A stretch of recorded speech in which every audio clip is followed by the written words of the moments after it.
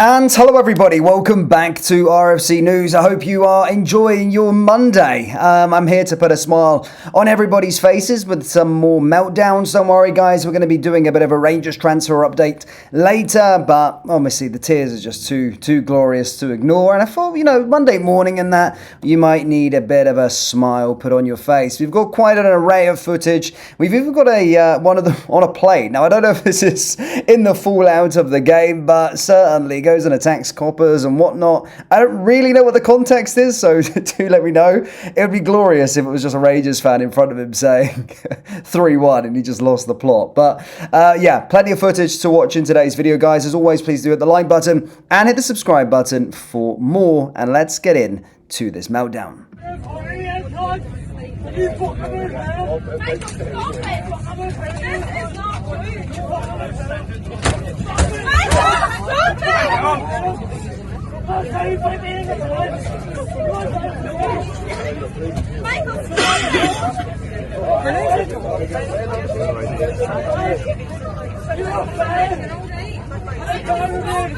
Jojo, chill, wee man.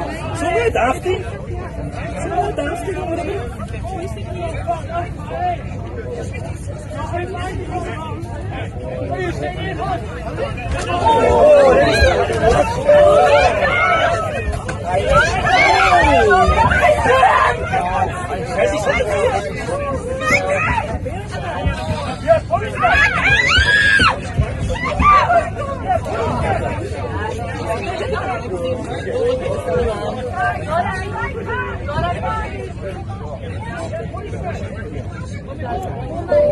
A disgusted Celtic fan, if I'm being honest. It's not been a great start to the new year.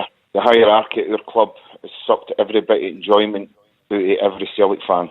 That's us being honest. The guru that is that Tilsdale, he's left us with a playing squad that are an absolute embarrassment to the support. They've gave us a manager who's completely out his depth. He's got no compromise to any of his ideas.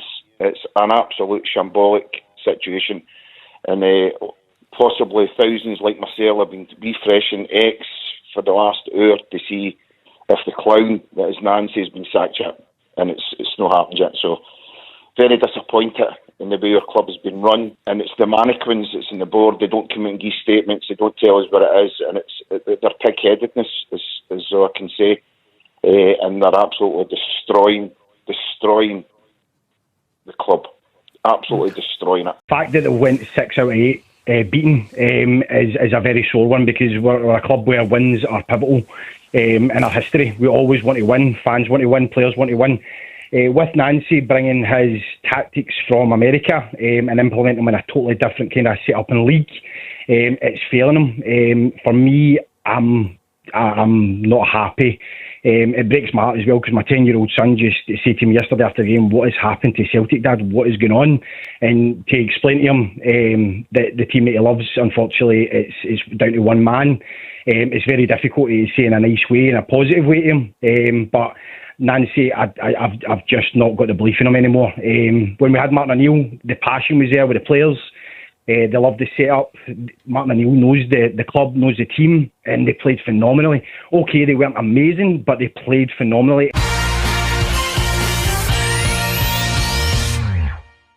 Andy is a Celtic fan in Broxburn. Andy, it is more than 24 hours on from the end of yesterday's game. You've had a bit of time to sleep on it and digest it. How are you feeling now? I think I phoned after the Hearts game, and I'm gone. See whatever system he's trying to play. It's, when you're on primary 4 and people were running about and everyone's chasing the one ball, nobody knows what they're doing. Nobody, that's what it's like. It's embarrassing. And Rangers have been rotten at the start of the season, and have now went level on points. And it's only happened in the last 6-7 weeks. I can't go on. He has to go. He has to. There's no way he can stay in that job. You say that Wilfred Nancy has to go. Do you think he will go? Do you think that is a decision the board are going to make, whether it is tonight, whether it's tomorrow, in the build-up to the next game next weekend? Do you feel the board will agree with a lot of supporters that it's time up, or do you think that he may well be in post for Celtic's next game? I think he will be in post for the next game. I actually think he will be, because whoever hired them or signed off the deal or whatever you want to say, well, they also need to go. Because whoever thought that was a good idea their position is not acceptable anymore. That's as far as I see it. There's no way that can go on, because it's Celtic. They're not, with all due respect, you're not at Livingston. You can't just win 2 games out of 8. You can't. It's just not. Well, there you go. I mean, that was quite spectacular, actually, some of those tears. I'm still waiting on my favourite. He's quite low key source, it's not like a big YouTuber or something like that. But this guy, I mean, you've seen it in the Motherwell one. This guy, I'm waiting for his reaction. So at some point we'll probably have another match reaction of that lunatic at some point as well. Hopefully, if he appears, he's probably still freaking drowning his sorrows from the weekend. But we may still have another meltdown from him. But we'll go back to some Rangers news. Yeah. In other news, Danny Roll has revealed that even Builders serenade him with his own song after admitting he was taken aback by the joy of an old firm win for Rangers fans.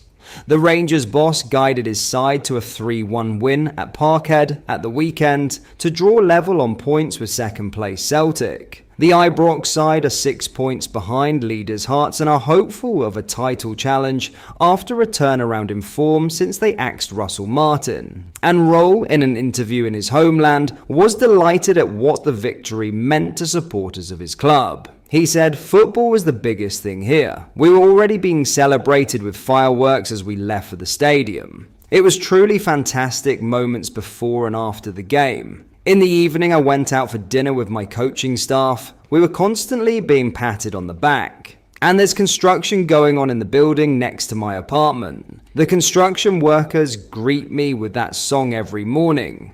And Roll insisted he's loved the whirlwind schedule of Scottish football, after comparing his current club with his time as a coach at Bayern Munich. He stated, "The expectations here are naturally enormous, similar to those at Bayern Munich. But the conditions are excellent and I have a good relationship with the owners. We're already playing against Aberdeen on Tuesday. The pace of matches is brutal. We've had 17 games in 2.5 months and there's no winter break. We're going full throttle. The aim is to go into the split starting in April with the highest possible points total. Then hopefully everything will be on the line for us." Roll's comments underline just how quickly he has tapped into the unique intensity of life at Ibrox, where results are felt far beyond the training ground and the stadium. From serenades on the street to an unforgiving fixture list, the German coach appears fully aware of the scale of the challenge ahead and energized by it. With Rangers back on an upward curve and momentum building ahead of a relentless run of games, Roll's focus is clear: keep pushing, keep accumulating points, and ensure that when the split arrives, Rangers remain firmly in the title conversation.